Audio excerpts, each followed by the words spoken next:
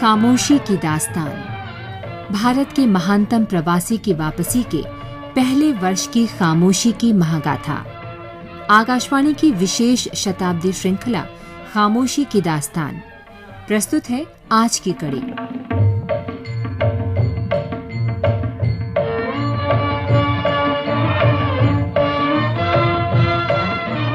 सितंबर के अंत में दूदा भाई के आश्रम आने की खबरों पर अहमदाबाद शहर में हुई तीखी प्रतिक्रिया लगातार उग्र होती जा रही थी। जगह जगह विरोध होने लगा, प्रदर्शन हुए। इसे समाज की सनातनी व्यवस्था पर चोट माना गया। आश्रम के अंदर हालांकि कोई खुलकर बोलता नहीं था, स्थिति को सहज तो बिल्कुल नहीं कहा जा सकता था। दक्षिण अफ्रीका के अनुभव के आधार पर गांधी को लगता था कि कुछ समय में सब कुछ सामान्य हो जाएगा, पर यह आसान न दिख रहा था न था। खासकर आश्रम की कुछ महिलाओं की अबोली टिप्पणियां दिन ब दिन कठिन साबित होती जा रही थीं। इनमें कस्तूरबा शामिल थीं। दूदा भाई, पत्नी दानी बहन और उनकी अबोध बच्ची के लिए यह व्यवहार नया नहीं था।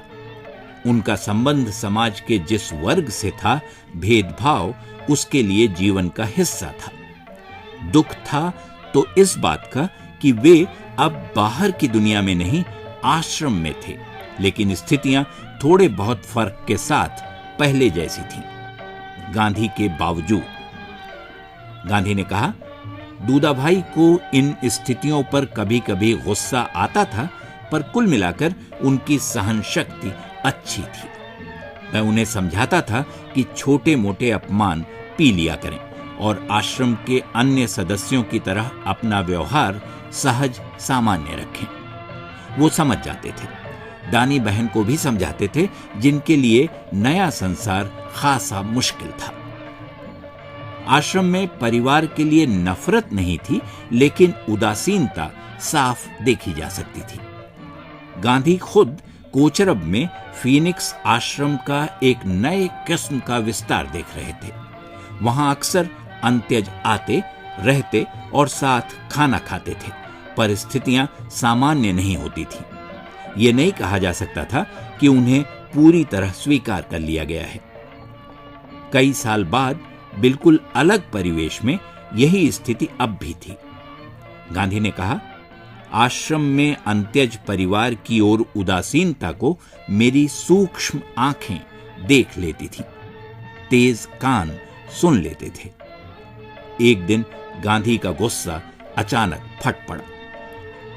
आर्थिक सहायता की कमी से गांधी कभी परेशान नहीं हुए, पर इस परिवार के साथ हो रहे व्यवहार की आंतरिक पीड़ा बर्दाश्त करना उनके लिए बहुत कठिन साबित हुआ। ऐसे में गांधी का सबसे बड़ा सहारा खुद दूदा भाई और दानी बहन थी। उनका धीरज था।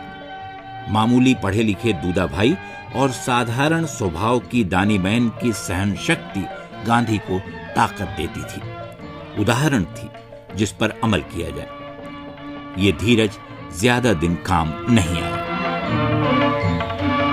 खामोशी की दास्तान।